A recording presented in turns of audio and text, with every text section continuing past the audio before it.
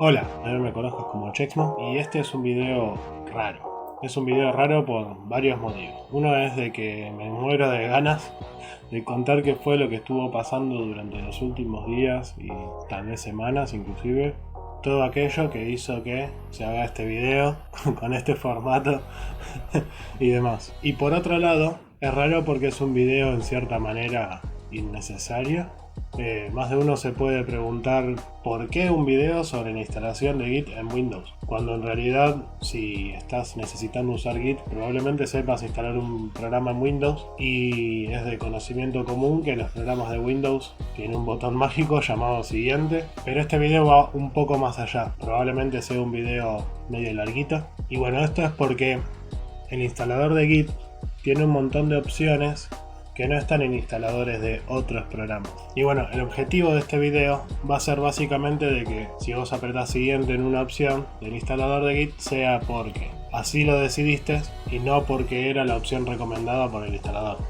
Antes de empezar quería hacer un pequeño disclaimer y es que yo no soy un experto en Git, pero bueno, como muchas de las personas que usan Git simplemente lo vengo usando hace bastante tiempo para mis proyectos, para colaborar en proyectos de alguien más y bueno, todo eso llevó a de que haya buscado información en internet en algún momento, que haya visto algún tutorial en algún momento, que eso puede hacer que diga algo que no sea específicamente correcto, por ejemplo, pero bueno, mi intención es compartir lo que sé porque muchas de las cosas que voy a explicar en este video son cosas que me hubiera gustado que alguien me las explicara cuando yo estaba dando mis primeros pasos.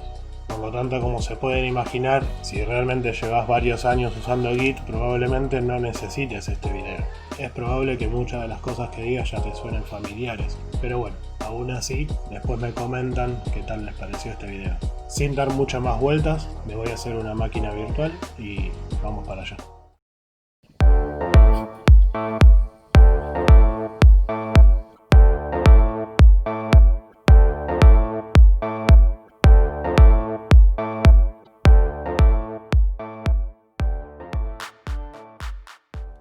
Bueno, acá llegamos al escritorio de mi maquinita virtual.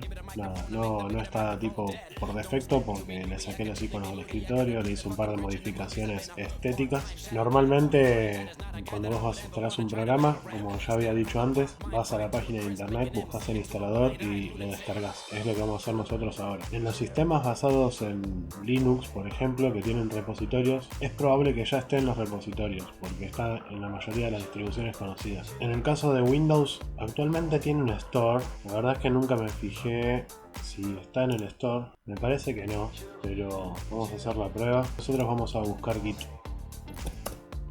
Bueno, no se encuentra Git para descargar. Desde el store al menos. Es llamativo y un poco gracioso de que esté Ubuntu para instalar acá. La verdad que no lo sabía, un día debería probarlo para ver cómo funciona. Bueno, no está el Git oficial, hay Gitsen, Gitit, Gitfiend. Supongo que son alternativas o interfaces gráficas para Git. La realidad es de que yo, aunque estuviera Git acá, yo no lo instalaría desde acá. Por el simple motivo de que es una herramienta dedicada. Entiendo la intención de Microsoft de facilitar un store con todas las aplicaciones más conocidas y más populares de una manera similar a la que hace Android con el Play Store, por ejemplo, pero en el caso particular del Microsoft Store medio que funciona como una cajita negra, entonces no tenemos mucho control sobre lo que pasa adentro. Me ha pasado de buscar alguna aplicación que la instalé por medio del Store de Microsoft y es realmente un rompedero de cabeza encontrar, por ejemplo, dónde están los ejecutables en los directorios, por ejemplo. Entiendo las facilidades que te ofrece, no digo que esté mal, tal vez hay muchas aplicaciones que sean más cómodas de instalar de esta manera, pero en el caso de Git, aunque estuviere, yo no lo recomendaría. Voy a cerrar acá y vamos a proceder de la manera tradicional. Bueno, acá abrí un navegador, como está recién instalado no tengo ninguno de los navegadores que suelo usar, que son Chrome o Firefox. De todas maneras el Microsoft Edge está bastante bien, la verdad. Nada que ver con el Internet Explorer ni por ahí. De todas maneras me siguen gustando más Firefox en primer lugar y Chrome. Yo acá voy a poner Git. Supongo que el que viene por defecto es Bing. Sí, es Bing. Y bueno, ya en el buscador mismo ya tiene shortcuts, ya tiene atajos. Hay un montón de atajos. Normalmente acá estaríamos directamente en Downloads o en Windows si te interesa. Yo voy a hacer clic en Git porque quiero mostrar la página principal. Bueno, esta es la pantalla principal de Git. Hay un par de cosas interesantes acá. Una es los atajos. Si yo quisiera ya instalar Git así de una, puedo tocar acá y me lleva directamente al instalador. Y bueno, hay algunos atajos al código fuente, a los turnballs. Si tenés algún sistema basado en Linux, te sirven. Tenés los Mac y tenés los Windows Wii. Son básicamente las interfaces gráficas. Después tenemos acerca de las descargas, que ahora vamos a ir para allá, la documentación y la comunidad.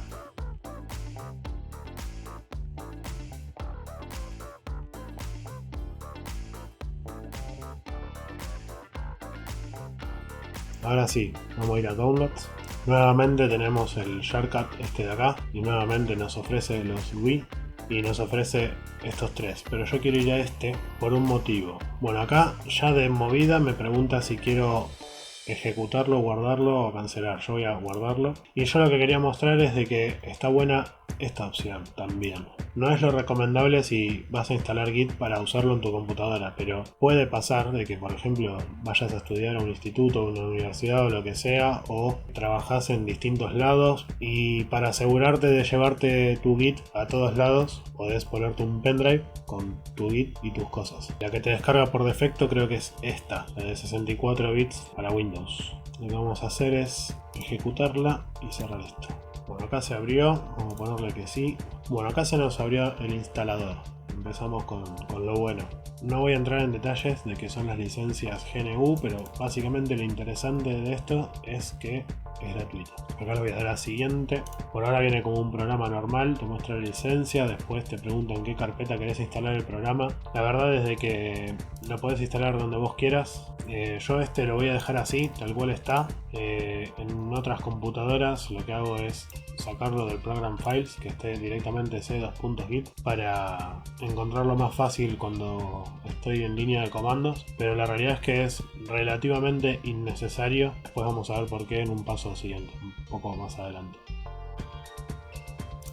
Bueno, acá dice seleccionar componentes. Varios de estos ya les resultarán familiares, por ejemplo iconos adicionales, que básicamente lo que hace es agregar iconos en el escritorio. La integración con Windows Explorer. La integración con Windows Explorer es esto de acá. Si nosotros activamos esas opciones, básicamente en este menú que aparece cuando hacemos clic secundario en una carpeta o en el escritorio, van a aparecer dos iconitos nuevos que van a referirse al Git Bash y al Git View. Ojo, este Git View va a ser el predefinido de Git. Si ustedes después instalan otro GUI, probablemente le agregue otra entrada más al menú de contexto. Soporte para archivos grandes, no hay ninguna magia ahí. Asociar .git asterisco porque es .git lo que sea, ¿no?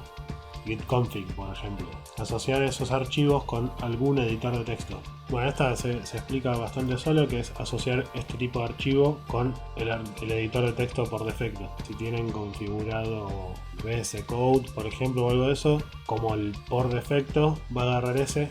Si no tienen ninguno instalado, como por ejemplo yo ahora, les va a proponer usar el Notepad. La siguiente opción, si sabes de qué está hablando, es bastante redundante, bastante autoexplicativa, pero si estás muy acostumbrado a usar Windows y usaste muy poco o directamente no usaste otro tipo de sistema, como por ejemplo una Mac o un Linux o otra cosa, probablemente no conozcas lo que es Bash. Bash es básicamente el shell que usan los sistemas de tipo Unix o parecidos a Unix. Para poner un simple ejemplo, y no me voy a enroscar mucho con esto porque después vamos a retomarlo más adelante, si abrimos un CMD nosotros de Windows y por ejemplo ponemos dir, este programita es CMD, la línea de comandos de Microsoft, pero lo que está corriendo acá dentro de la ventanita es un sistema formado por un montón de mini programitas que hacen distintas cosas. Por ejemplo, ese dir hace algo, cd hace otra cosa, y así hay un montón de comandos que hacen distintas cosas que en el funcionamiento interno no son más que pequeños programas que están en algún lado del sistema. El conjunto de todos estos programas y este formato y todas estas devoluciones y qué sé yo y la mar en coche es lo que se llama shell de Windows, y como lenguaje se lo conoce como batch. así como lo escribo ahí abajo, acá abajo. Y ese lenguaje es básicamente con el que se escriben los archivos .bat. Voy a hacer un mini ejemplo.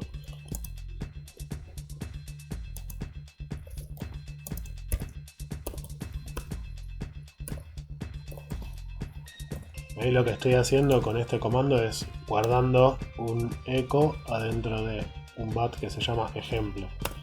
Me dice acceso denegado porque estoy en una carpeta que no corresponde. Voy a hacer algo.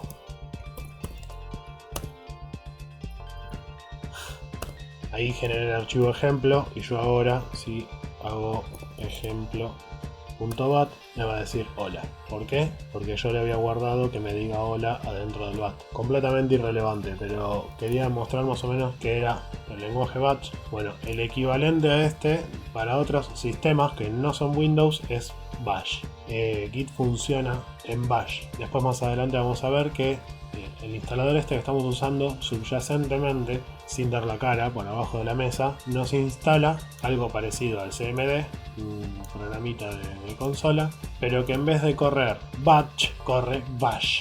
Bueno, la siguiente opción básicamente dice de que admitir en la consola de Windows que se usen este tipo de fuentes. Y por último te muestra esta opción que es bastante polémica a pesar de que parezca desapercibida, porque básicamente hay dos equipos. Está el Team Update y el Team No Update, por decirlo de alguna manera. El Team Update es básicamente que con actualizaciones tenés versiones supuestamente con mejores funciones, con menos bugs, con más iteraciones básicamente de parte de los desarrolladores. Entonces, actualizar las aplicaciones es una buena idea en ese sentido si te gusta tenerlo más nuevo, si querés tener esa actualización que solucionó un bug que tenías hace un par de versiones atrás, pero tengo entendido que se recomienda no actualizar partes importantes de un proyecto durante el proyecto. Es decir, si vos tenés un proyecto muy importante y el sistema Git es una pieza fundamental de ese proyecto, que es muy probable que lo sea, se recomienda no actualizarlo durante el proyecto. Yo la verdad es de que siempre lo voy actualizando y nunca tuve ningún drama, pero me consta de que se recomienda no hacerlo.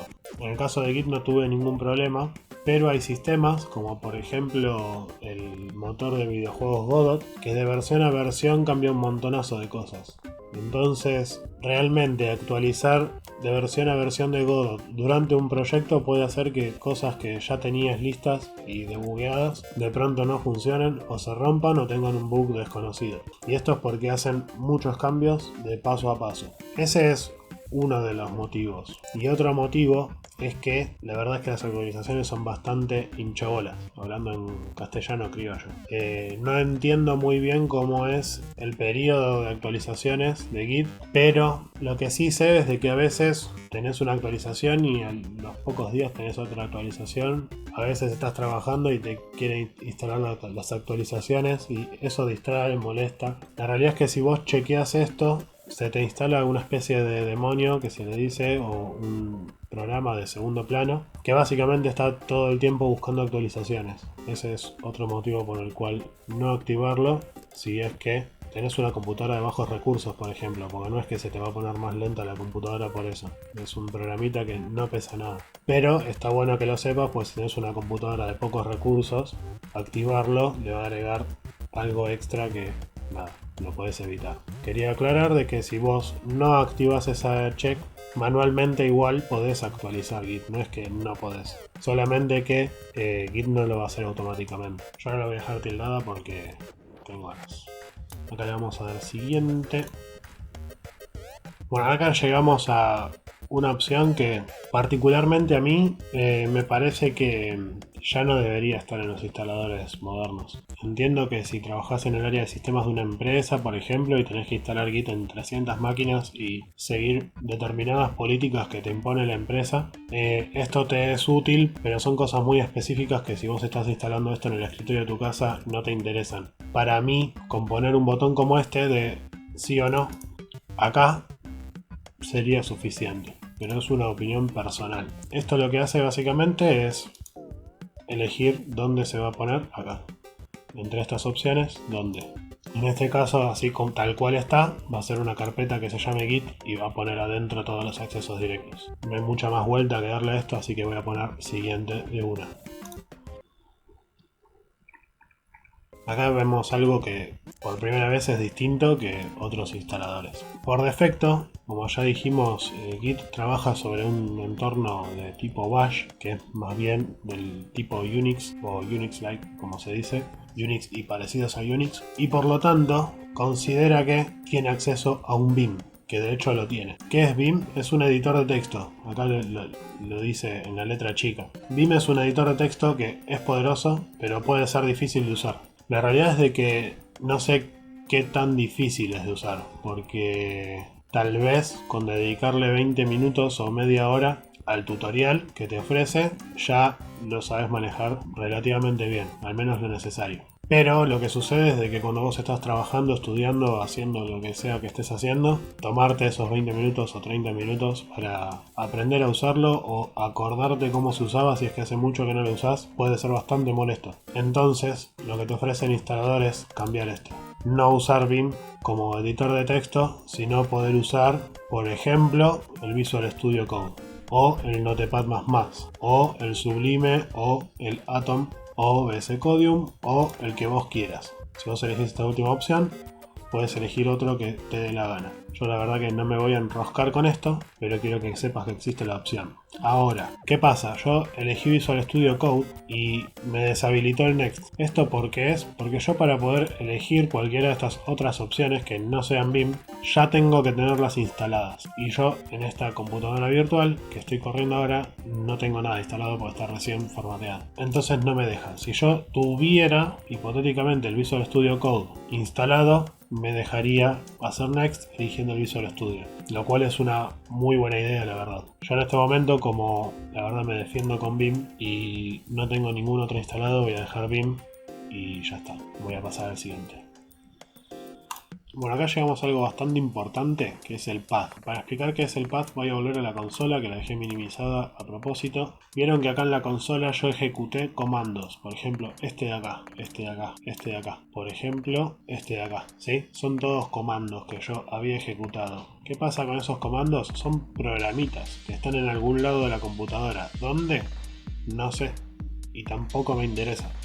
Pero en algún lado de la computadora están, se los prometo. ¿Qué pasa con el path? Bueno, que yo puedo, con estas opciones, elegir, por ejemplo, con la última, de que Git se maneje completamente usando la línea de comandos de Windows, o sea, esto de acá. ¿Cómo? Bueno, agregando todos sus comandos al path de Windows. Tiene un warning acá, que es bastante lógico. Esto sobreescribe el comportamiento habitual de la línea de comandos. Entonces, al menos para una computadora de escritorio no es muy recomendable, justamente porque podés tener algún comportamiento inesperado. Por otro lado, en la otra esquina y con 70 kilos de peso, tenés a Git Bash Only, solamente Git Bash. ¿Qué es Git Bash? Bueno, como explicaba antes, así como en Windows tenés esta consola que te deja correr un shell de tipo batch, ¿sí? En el caso de Bash, en este instalador nos va a instalar una terminal, en este caso Minty se llama, después vamos a ver eso, y que adentro corre un sistema Bash, te emula un sistema Bash, para ser más precisos. Esta opción lo que hace es de que vos no puedas ejecutar ningún comando de Git desde acá, desde la de Windows. Sí o sí tengas que iniciar la que es de Bash y lo hagas desde ahí. Después se va a ver más claro con un ejemplo tal vez. Y la del medio, que básicamente te une lo mejor de los dos mundos. Lo que hace es hacer lo mínimo de Git en el path, lo mínimo indispensable, los comandos más comunes, los agrega al path de Windows, pero no toca ningún comportamiento estándar de Windows. Los deja ahí. Y para poder usar completamente todas las funciones que tiene Git y demás, vas a necesitar usar el Git Bash. Es como un híbrido de los dos. Nada, es una muy buena opción. Yo ahora en este caso voy a poner Git Bash Only. Yo la realidad es que no lo uso así, pero quiero mostrar el ejemplo de la diferencia entre la consola de Windows y la consola Minty. Acá llegamos a una opción que si vas a instalar esto en tu computadora personal no te influye en casi nada, pero igual de todas maneras voy a explicar más o menos de qué se trata. Cuando los repositorios se comunican entre sí para hacer git push, git pull o lo que sea, encriptan la información con unos certificados de seguridad. La manera en la que se gestionan esos certificados, ¿sí? Puede ser con OpenSSL o con las librerías de Windows. Entiendo que, por lo que sé, usar la librería de Windows, esta de acá, tiene un par de beneficios. Y es que, en primer lugar, no te instala un software extra, que es el OpenSSL básicamente. Ese es en primer lugar. Y en segundo lugar, de que es probable de que necesites que Windows administre esos certificados de seguridad. Entonces, se lo dejas a Windows y que Windows se encargue. La realidad es de que elegí el que vos quieras. Si vos elegís el OpenSSL, lo que tiene de bueno es que, bueno, es OpenSSL, es de código abierto, y se te instala un programa extra, pero vas a tener el beneficio de que si en algún momento tenés algún problema o algo, los programas que son open source de este estilo suelen tener mayor comunidad, mayor referencia, más cosas. No sé si les ha pasado, pero a veces con las cosas de Windows que son muy específicas no hay mucha información en internet. Es el único motivo por el cual puedo decir, mira, el OpenSSL conviene. Yo calculo que viene por defecto con OpenSSL porque Git itself en sí mismo es open source. Entonces, para generar una dependencia que también sea open source. Pero puede ser también, que lo estoy pensando ahora al vuelo, que se me ocurre, que tal vez este OpenSSL tenga alguna especie de API que le permita a Git tener control sobre estos certificados. La verdad que no lo sé, no entré tanto en el tema. Lo que sí es importante que quede claro, lo que me interesa que quede claro de esta opción es de que los certificados de seguridad que permiten que la información salga encriptada y llegue encriptada al otro lado a través de internet pueden ser manejadas por Windows o pueden ser manejadas por este programa que, si vos lo elegís, el instalador este de Git te lo instala automáticamente. Yo lo voy a dejar ahí porque tengo ganas. Y bueno, llegamos a la parte de checkout y commits. Estas opciones son cómo se relacionan los archivos en Windows con el resto del entorno. No sé si lo saben, pero en Windows y en los sistemas Unix-like el final de línea es distinto. Voy a hacer un ejemplo. Hagamos un documento de texto. Si yo acá pongo hola, ¿cómo estás? ¿Todo bien? Al final de cada una de estas líneas, al final de esta, al final de esta y en esta al final no, pero debería, así. Este símbolo que hace que cambiemos de línea, ¿sí? No sé si me deja seleccionarlo, a ver. Pero control X para cortar. Control B para pegar, sí, me deja seleccionarlo inclusive el editor de texto. Lo que hace básicamente este símbolo de acá que está invisible es final de línea y retorno de carro, ¿sí? Bueno, en los sistemas Unix no hay retorno de carro, es solamente final de línea y ya está. Esto lo voy a guardar porque capaz que después nos sirven. Entonces, si nosotros tenemos un proyecto y colaboran un montón de personas que usan distintos sistemas, por ejemplo, algunos usan Windows, otros usan Linux, otros usan Mac, a lo que voy es que Git se encarga de que todos puedan trabajar en el mismo proyecto. ¿Cómo hace esto? Bueno, corrige los archivos para que sean compatibles entre sí, para que no haya, por ejemplo, esos problemas de retorno de carro. Entonces, ¿qué es lo que nos ofrece acá? Que cuando traigamos información a la carpeta donde estamos trabajando, convierta todo lo que está en formato Unix al formato Windows, hablando en criollo, y que cuando lo que está en nuestra carpeta lo guardemos en el proyecto, todo lo que está en formato Windows lo convierta y lo guarde en formato Unix. Checkout assist es hacer el checkout tal cual está. ¿Qué significa esto? Esto significa que cuando traigamos información a nuestra carpeta de trabajo, la va a traer tal cual está, no le importa nada. ¿Por qué puede hacer esto? Bueno, porque los editores más modernos, tipo IntelliJ IDEA por ejemplo, son lo suficientemente inteligentes como para entender que estás trabajando con un archivo en colaboración con otros sistemas y los lee igual, no le importa. Entonces, para traer la información tal cual está y verla tal cual es, te lo trae tal cual es, justamente. Pero ¿qué sucede? Aunque el editor pueda leer en formato Unix, cuando lo guarde lo va a guardar en formato Windows. Entonces Git lo que hace es agarrar el formato de archivo de Windows y convertirlo al formato Unix cuando lo va a guardar en el proyecto. La verdad es que debería funcionar casi siempre, pero también es probable que tengas problemas con algunos programas que no son lo suficientemente avanzados como para trabajar en simultáneo con ambos tipos de finales de línea. Entonces, a no ser que estés muy seguro de lo que estás haciendo, no sé si te conviene activar esto. Tener este activado parece una muy buena idea, tal vez con la explicación que acabo de hacer, pero después en la práctica te puede llevar algún dolor de cabeza. En la última dice checkout as is, commit as is. Esto significa que cuando llega la información la trae como está y cuando la guarda como está. Y me vas a decir, pero me acabas de decir de que si yo quiero colaborar con otros y hay problemas que si trabajan o no en el mismo sistema y etcétera. Bueno, justamente a veces tenés algún proyecto personal y te jode que esté Git todo el tiempo haciendo trabajo extra y mostrando warnings y cosas por esto del cambio de estilo. Entonces lo configuras para que deje todo como está y no se encargue de esa tarea. Esto no cambia el formato de la información, entonces es solamente recomendable cuando trabajas o solo o con alguien, pero estás seguro de que van a trabajar desde Windows y para Windows y no para otra cosa. ¿Cuál es el problema? Si es tu proyecto, puede que alguien más haga algún commit con otro sistema y se te mezcle un archivo de esos y te haga algún lío. O si vos estás colaborando con alguien más, podés ser vos ese tóxico que le cambie los archivos a los demás. ¿Cuál es el beneficio principal de este en realidad? Que no te lo explica acá en la letra de la chica. Costo de computación. Parece mentira, pero convertir estos símbolos es costoso para la computadora. Un proyecto puede crecer miles de líneas de código en poco tiempo. Entonces, imagínate que tenés un proyecto con 100.000 líneas de código y tiene que cambiar un símbolo 100.000 veces la computadora. Si fuera una función que estuviera completamente en memoria, lo haría relativamente rápido.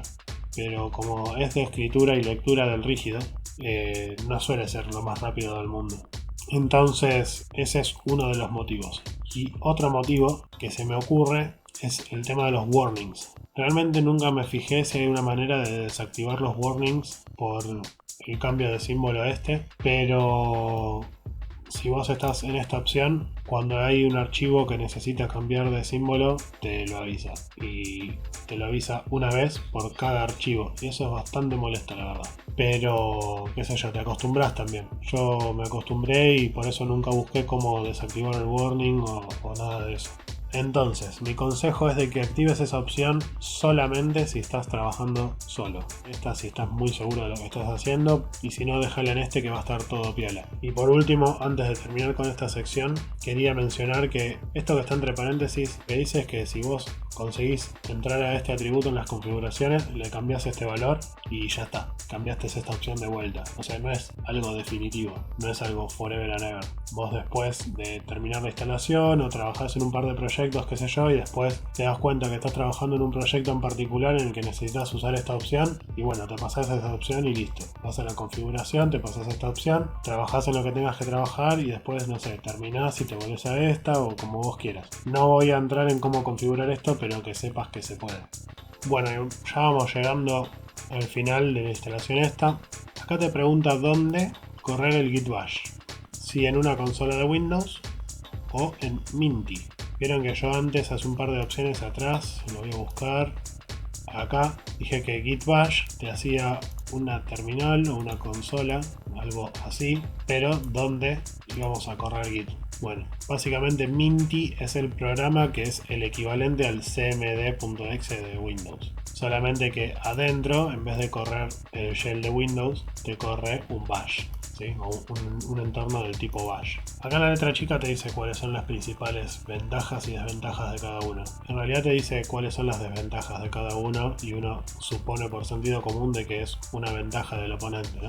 Minty lo que tiene es que podés cambiar de tamaño la ventana, que parece que no es una feature muy espectacular, pero a veces duele un poco en la vista que se corte en cualquier lado el texto y no darte cuenta dónde sigue la misma línea, dónde metió una línea nueva, es como medio raro, al menos hasta que te acostumbras. Entonces lo que tiene es que al poder agrandar la ventana. Yo ahora esta máquina virtual la hice con una poca resolución la hice para este video, pero si vos tenés una computadora con una resolución de las habituales, podés agrandar más la terminal y así ver mejor las cosas. Bueno, también dice que las selecciones son no rectangulares, la verdad que yo eso no lo uso, y que la fuente es Unicode. Esto es importante porque muchos de los símbolos que podría imprimir Git, o al menos los que está preparado para imprimir Git, son Unicode. La realidad es de que si te manejas con un texto común, digamos, no deberías tener gran problema, pero esto te evita tener esas cajitas incómodas o símbolos raros en vez de letras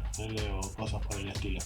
Y también lo que dice acá es de que si vos tuvieras que hipotéticamente correr un programa de Windows, acá adentro vas a tener que usar un emulador llamado Winty, lo cual es medio gracioso porque es como una cebolla, ¿no? Vos tenés tu entorno Windows, que es tu computadora básicamente. Le pones un emulador de Bash adentro y adentro del emulador de Bash vas a emular de vuelta Windows. Entonces como que no es muy eficiente. Yo al menos no tuve nunca que hacer semejante cosa, en primer lugar. Y segundo, de que no es que se te anula por completo el CMD. Vos el CMD lo podés seguir usando donde se te dé la gana. Simplemente esto es donde se va a ejecutar Git. Y en la otra esquina tenemos la consola de Windows. La consola de Windows tiene como pro de que ya es la consola de Windows y tiene acceso a los programas de Windows y funciona bien con Windows y etcétera con Windows, pero tiene un par de desventajas, que son básicamente que por defecto no trae fuentes Unicode, pero se pueden instalar, y que si no tenés Windows 10 no podés cambiarle el tamaño a la terminal. Yo en este caso tengo Windows 10, pero bueno, es un dato a tener en cuenta por lo que yo decía de que a veces es difícil visualizar las cosas si no entran en la pantalla. De todas estas cosas, hay una que es la que más me interesa a mí al menos, que es el scrollback.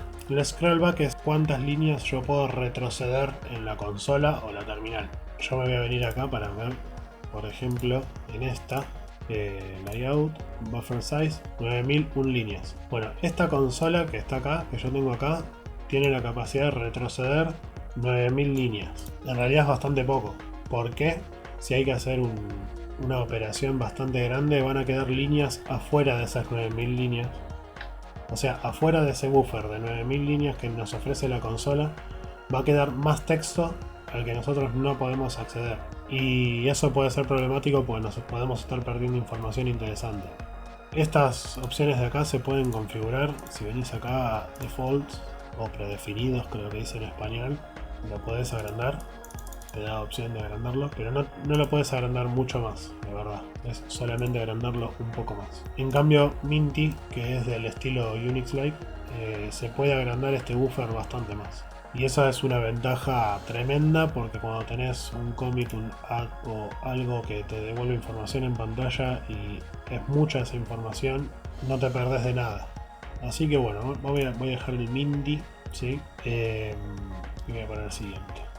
Bueno, acá llegamos a esta parte del instalador que es netamente sobre el funcionamiento de Git. Acá hay muchas cosas técnicas, pero no me voy a hacer un tutorial de Git acá porque si no se va a hacer infinito este video. Lo que voy a hacer es más o menos explicar por arriba. Git pull es básicamente la acción que nosotros le pedimos a Git que haga para traer información de otro repositorio a nuestro repositorio local. Y lo que le elegimos acá en estas opciones es el default behavior, el comportamiento por defecto.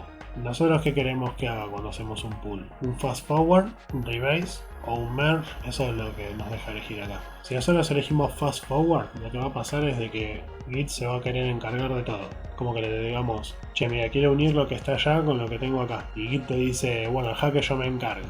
Y vos le querés decir, sí, pero yo quería que tal cosa sea así. Y Git te dice, no, ya está, ya me pediste que lo haga, yo me encargo. Ese es el fast forward. Es muy automático, muy rápido, pero no tenés control sobre lo que hace Git en tu proyecto.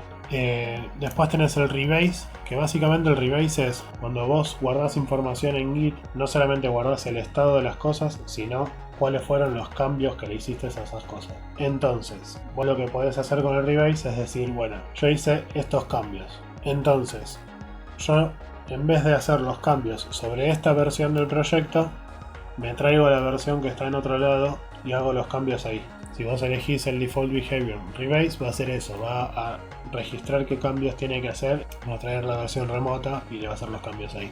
Y por último tenemos el Default, que lo que hace es, cuando traes información de otro repositorio, primero intenta hacer el Fast Forward, si no puede, va a hacer un Merge, y si no puede, te va a tirar un error. Ese error que te va a tirar es lo que se llaman conflictos. Yo lo voy a dejar ahí porque a mí me gusta trabajar con Merge. Ya estamos llegando a las últimas opciones. Enable File System Caching, dice acá. Habilitar el cacheo del sistema de archivos. Que lo que va a hacer es ir registrando cuáles son los cambios que haces en las carpetas donde tenés proyectos Git. ¿Para qué? Para que cuando tenga que hacer una operación pesada, no tenga que ir revisando archivo por archivo, sino que ya sepa. La segunda opción es habilitar el sistema de credenciales o el administrador de credenciales de Git. Bueno, ¿qué es esto? Como lo dice el título, es dejar que Git administre las credenciales. ¿Y por qué es importante esto? Bueno, porque hay algunos sitios, como por ejemplo GitHub, que no acepta credenciales de cualquier programa o de cualquier lugar. Entonces, con esto te aseguras esa compatibilidad. Por otro lado, si estás en un entorno en donde necesitas que las credenciales de conexión a estos sitios se administren de otra manera, lo puedes deshabilitar para no tener conflictos. Y el último es habilitar enlaces simbólicos.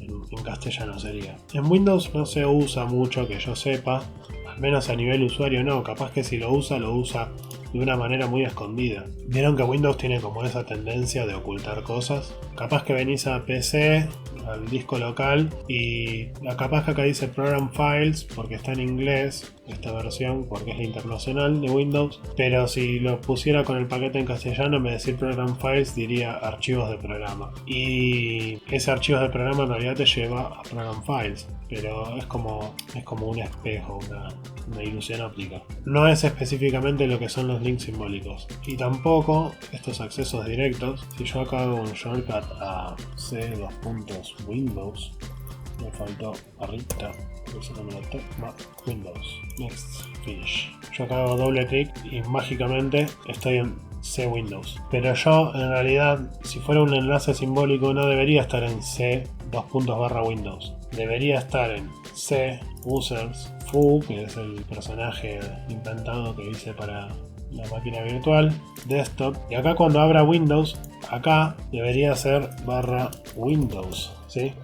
Pero no existe ese directorio, solamente hay un acceso directo. Y si yo elijo este, me lleva de vuelta a C Windows. Bueno, ese es un ejemplo de lo que no es un enlace simbólico. Si fuera verdaderamente un enlace simbólico, yo acá tendría, adelante de Windows, mi usuario, o sea, tendría C, user, foo, desktop, Windows. Si ahora acá addins, tendría C, users, foo, desktop, Windows, addins. ¿Por qué? Porque tengo dos carpetas que apuntan al mismo directorio físico. La verdad es que da para explicarlo con más detalle, espero que haya quedado claro eso, si no después hago un ejemplo en Linux, que en Linux es bastante más fácil de hacer eso. En el funcionamiento de Linux, que yo estoy acostumbrado a usar Linux, hay funciones prácticas para esto, como por ejemplo que vos a veces montás una unidad, por ejemplo un pendrive, vos lo ingresás y se monta en un determinado directorio, y a veces capaz necesitas otra ruta distinta para llegar al mismo directorio, a la misma carpeta.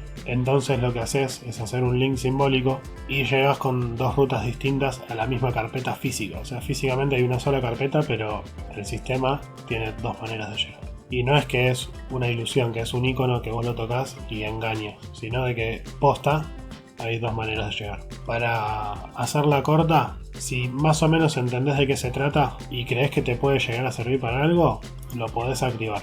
En cambio, si la explicación que hice hace medio minuto atrás no te va ni te viene y estás más perdido que un gaucho en Capital Federal, te recomiendo que la desactives, porque es algo útil pero también algo peligroso, y tenerlo activado si no entendés muy bien cómo funciona es peligro.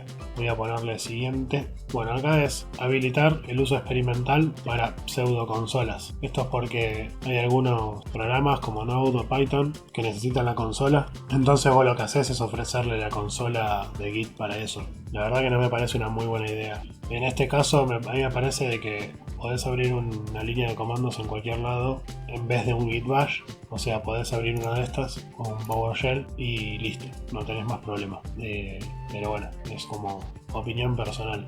Y bueno, por último, por fin desapareció el siguiente y ahora apareció instalado.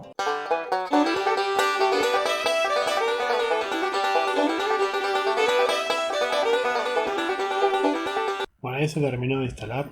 Voy a cambiar. Voy a poner que se lance el bash, pero que no me muestre las notas de lanzamiento. Y ahora, bienvenidos a un bash.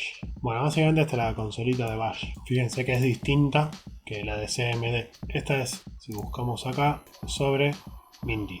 Minty es el programa este marquito con todo esto que tiene acá adentro y qué sé yo, que te emula el bash para que pueda funcionar Git. Acá lo que voy a hacer es pwd, que es para saber dónde estoy. Fíjense que el directorio es Unix-like y tiene las barras en el sentido opuesto a las de Windows. Y bueno, básicamente estoy en mi carpeta personal. Lo que voy a hacer es cd desktop ls y ahí veo los archivos que tengo en el escritorio. Si yo acá hago un git init y empiezo a trabajar sobre mi proyecto así, tal cual está, recién instalado, voy a tener un par de problemas. Uno es de que en el repositorio local Git no sabe quién soy, y el segundo es que no me voy a poder conectar a GitLab, GitHub o cualquiera que ustedes usen. Primero voy a hacer un git status para asegurar que está todo ok. Bueno, acá lo que me dice es de que no hay ningún repositorio Git en el directorio en donde estoy parado, lo cual no es un problema porque es lo que se supone que me debería decir. Lo que voy a hacer es un git config.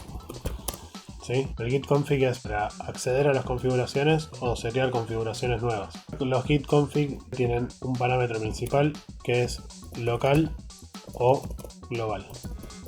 Si yo acá pongo local, ahora probablemente me tiene un error. ¿Por qué? Porque no estoy en ningún repositorio, me lo acaba de decir.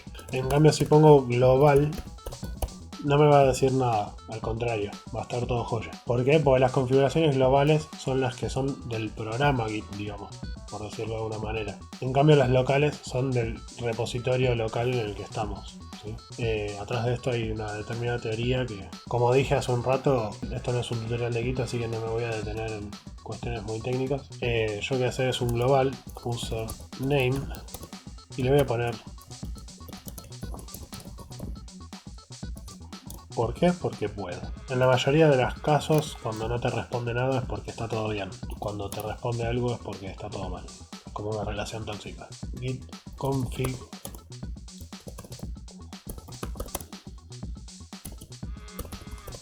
global también. Y falta otro que es user email.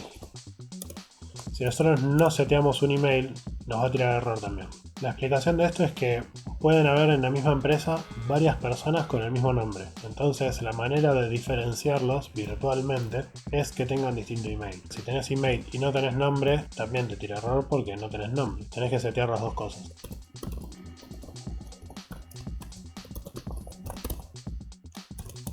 Todo joya. Ya resolvimos el primer problema. Ahora si yo hago un git init va a estar todo piola. Voy a hacer un git add primero para agregar todo. Y ahora sí, un git commit.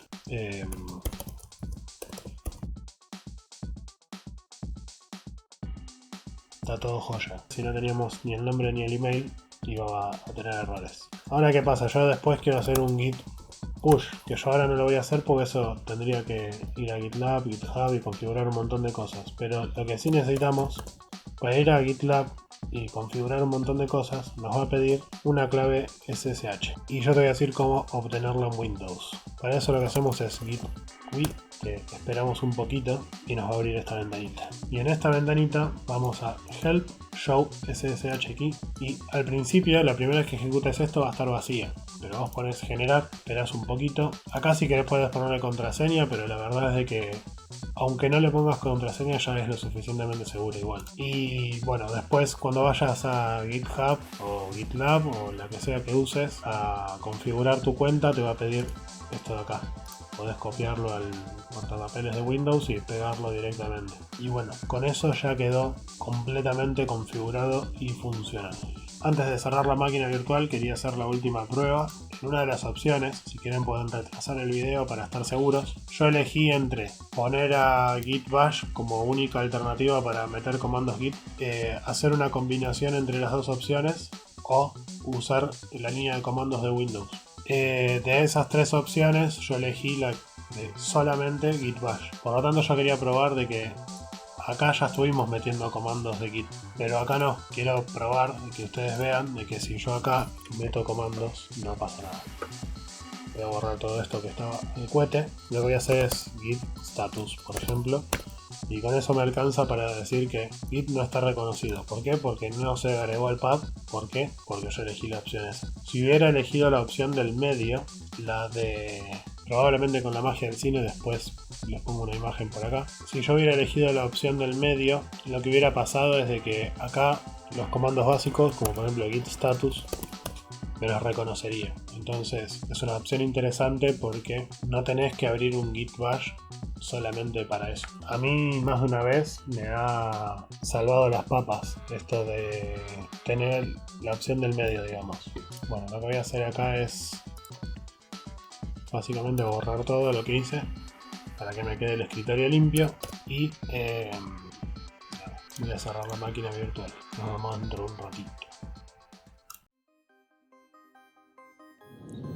A ver, yo soy un novato en esto de grabar contenido y sucedió algo muy gracioso, que es que al momento de editarlo me di cuenta de que me había despedido como para seguir el video y en realidad ese ya era el final. Así que nada, quería grabar un video para cerrar el video propiamente dicho.